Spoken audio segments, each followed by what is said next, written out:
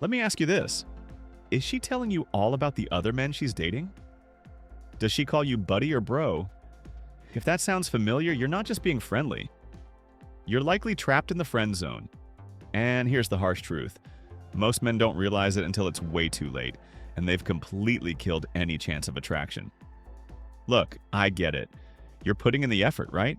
You listen, you're supportive, you're always there for her. You think being the perfect friend will eventually make her see you as something more. But instead, you get the classic, "You're such a great man," line right before she asks for advice on what text to send back to another dude. It feels like a punch to the gut, doesn't it? Makes you feel overlooked, undervalued, maybe even a little foolish for hoping. But what if I told you there are clear, undeniable signs she only sees you as a friend? And more importantly, what if there were specific psychological triggers you could use right now to shift her perception and actually ignite some attraction? In this video, I'm not just going to list the signs, I'm breaking down the 3 biggest red flags that scream friend zone. And I'm giving you the actionable escape plan, the steps you need to take to stop being just a friend and start being seen as potential dating material. Stick with me, because understanding this difference is the first step to getting out. Part 1. So, how do men end up here? It often boils down to a few common mistakes. The biggest one? Being too available and too agreeable. Think about it. Attraction often involves a little mystery, a little challenge. When you're always there, always saying yes, never having your own strong opinions or boundaries, you become predictable. Safe. You signal reliable friend, not exciting potential partner.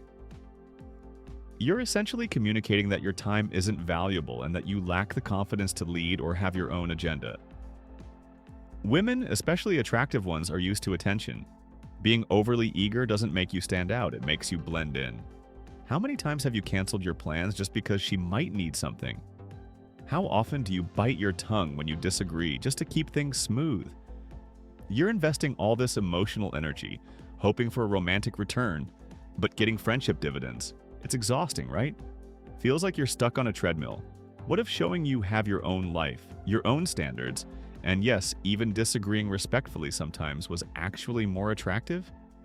Ignoring these signs or staying passive is a one-way ticket to permanent friend zone status. You risk wasting months, maybe even years, hoping for something that's never going to happen based on the current dynamic. Or you might build up resentment and eventually make an awkward, out-of-the-blue confession that just makes things weird for everyone because, in her mind, you were never even in the running. You need to recognize the signs now so you can adjust your strategy before it's cemented. But don't despair. Recognizing the signs is half the battle. The other half is knowing exactly how to respond to subtly shift the dynamic. It's about understanding the psychology of attraction and value. Ready to finally see those signs clearly and learn the escape hatch? Part 2. Okay, let's get straight to it. Here are the 3 undeniable signs you're deep in the friend zone, and what to do about each one. 1. Sign number 1. She openly discusses other men and her dating life with you. Why this is a sign? Women generally don't seek detailed dating advice or gush about romantic interest to a man they are also romantically interested in. It means she sees you as safe, non-threatening, and firmly outside the potential partner category. There's no romantic tension for her. Example, like when she tells you every detail about her date last night, asks your opinion on screenshots of texts from another man, or complains about how all men are jerks. Except you, of course, because you're different. How to escape.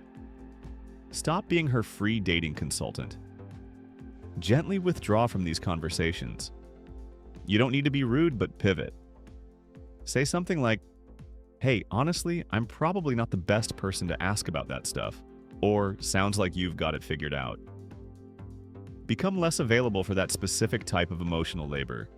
Create some ambiguity about your role. Second sign number 2, lack of physical escalation, zero flirting. Why this is a sign? Attraction has a physical component.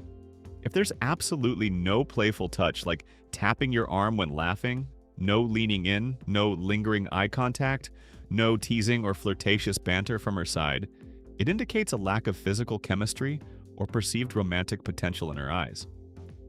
Contact is purely functional or non-existent. Example: think about it. Do you only get polite side hugs goodbye? Does she recoil slightly if you accidentally brush past each other? Is the conversation always comfortable and safe, with zero sexual tension or playful teasing? How to escape. Introduce calibrated romantic tension. Start using playful banter and teasing. Subtly break the touch barrier. Most importantly, shift your vibe from just friendly to flirtatiously interested. Make eye contact. Smile genuinely but with a hint of suggestion. Let her feel a different energy from you. Sign number 3, you're her go-to guy for favors and emotional support.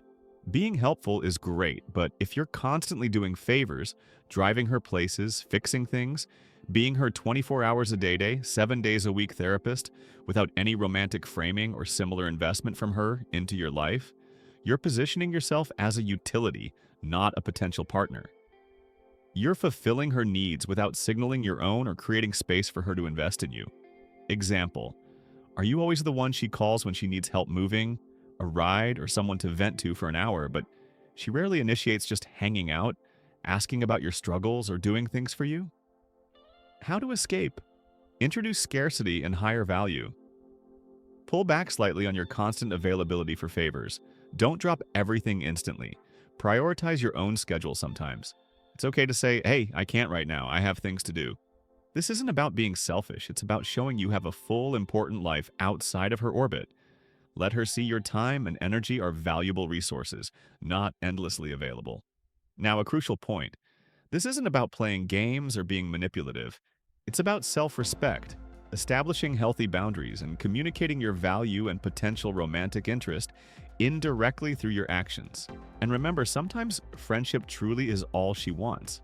If you make these shifts and she clearly reinforces the friendship boundary, you need to respect that. But often, changing the dynamic can change her perception. Part 3. So, let's quickly recap the mission. Stop being the unpaid dating coach, inject some flirty, physical energy, and show your time and life have value beyond serving her needs. Recognizing these signs and taking these steps is how you begin to break free. And here's the ultimate friend zone prevention secret. Focus on building your own awesome life. Seriously, level up your career, hit the gym, pursue passions, build strong male friendships. When you have genuine confidence and are excited about your own journey, you become inherently more attractive. You stop needing her validation, and that independence is incredibly magnetic. Don't make her your mission. Make your growth your mission. You have the power to change this dynamic. You don't have to settle for being just the friend if you want more. Start applying these principles today, even small steps, and watch how things begin to shift. Now I want to hear your take. Which of these 3 signs hits closest to home for you? Let me know in the comments below. Sharing experiences helps everyone. If this video gave you some aha moments, do me a solid and hit that like button. It tells YouTube you found this valuable. And of course, subscribe and hit the notification bell so you don't miss the next video breaking down relationship psychology.